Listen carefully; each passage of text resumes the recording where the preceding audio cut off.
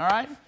Now, if we got him after voting, joining me now is Congressman-elect French Hill from Arkansas. There he is, my dear friend, Congressman-elect. Well, he's going to be elected. He's served many terms. He's served in the White House. He's served in the Treasury Department. He's done just about everything.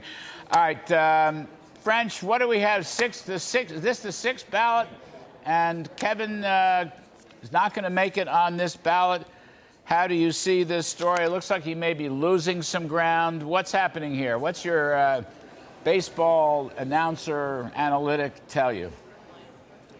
Well, Larry, it's good to be with you. Happy New Year. Look, Kevin McCarthy has the support of 200 Republicans in the House conference.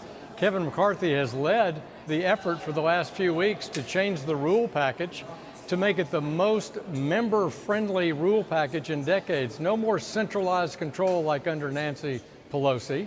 He's also done the things like lay out the commitment to America, a legislative agenda that you just ticked off, that we want to get moving on, and we'd be moving on it today. We'd be having oversight hearings and we'd be voting on the House floor if those 20 of my colleagues would agree that Kevin McCarthy is the right person to lead our conference.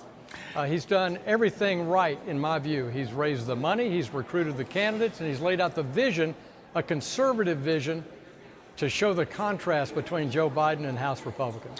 French, let me have you listen to a quote from our mutual friend Chip Roy, who was on Laura Ingraham last night on Fox News. Take a listen to what Chip Roy said, please.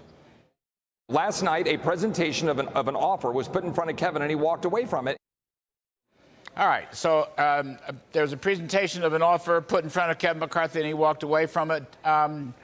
Chip Roy did not specify. What can you tell us about that offer, and what can you tell us about whether he walked away from it or not, French?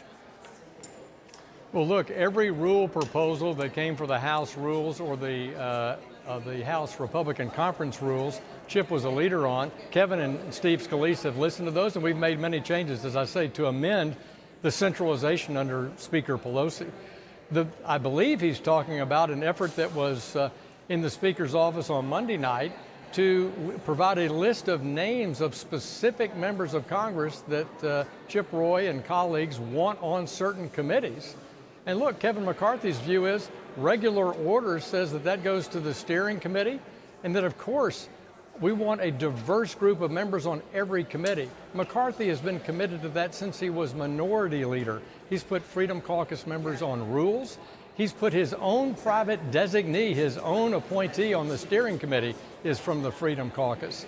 So McCarthy has listened to that, and I don't think he walked away from that offer. I think he's still in very much a listening mode as to what people's demands are, but those demands have never been satisfied. They're new ones each week. French Hill, at what point, now you're voting, I guess, on the sixth ballot.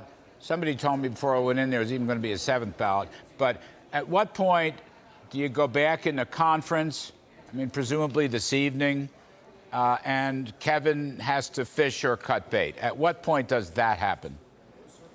Well, I don't think it's time for that, because 200 members want Kevin McCarthy to be Speaker. He won 85% of the vote in a private vote. We spent a lot of time talking about the challenges for these 19 or 20 members that don't see Kevin as their Speaker, but they don't have a clear agenda on who the Speaker should be. They've nominated Jim Jordan. He doesn't want to do it. They've nominated Steve Scalise. He doesn't want to do it. They've nominated Byron Donalds, who's only been in Congress for one term.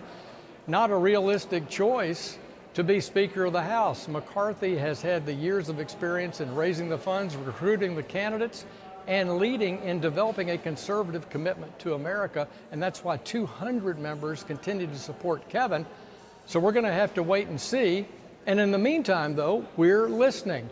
We're listening to all those 20 people on what it would take to get them to change their vote and be in support of Kevin McCarthy. Can you speculate? I mean, as you mentioned before, changes have been made. I'll call them deals have been made. Rules have been changed. There's a lot of talk about budget restraint type rules coming up. At this point, French Hill, what could Mr. McCarthy say that would get him the extra votes he needs to push him over the line? What I would say, Larry, is you won. You won. You got the rules changes that people have asked for years, and I'm the guy who delivered them. John Boehner didn't deliver on them. Nancy Pelosi didn't deliver on them. Paul Ryan didn't deliver on them. He did. And they want strict spending controls and go back to the ability to vote on unauthorized programs and cut spending. These are the best budget reforms I've seen in the 8 years I've served in Congress. Who delivered them? Kevin McCarthy. So we need to convince them, look, you won. You got a much stronger rule package, better budget reforms, better representation on committees. Let's go forward unified and take the fight to the terrible Joe Biden agenda, and let's demonstrate to the American people we have the right ideas to unleash American industry, get our economy moving, get people back to full employment, make the Trump tax cuts permanent, focus on rolling back the regulatory Armageddon of the Biden administration. That's what we should be focused on. Sign me up. I'm all for it. Everything you just said. I'm completely for it. Especially making those Trump tax cuts permanent. Gosh, do I ever love that. Supply side economics. French, last one, 30 seconds left. You think something good will come out of this? Something good will come out of this? Something positive? I do. I always think when you go through an intense period like this, good comes out of it. I think we'll come out of this process a stronger, more unified Republican Party in the House of Representatives, and that'll make us a much better leader on those policies that will contrast with Joe Biden, and that it'll help us win the presidency back in 2024 if we have a strong, united Republican Party in the House. All right, French Hill. Great to be with you. Thanks, Larry. Happy New Year. Happy New Year to Happy New Martha, Year. too, as always.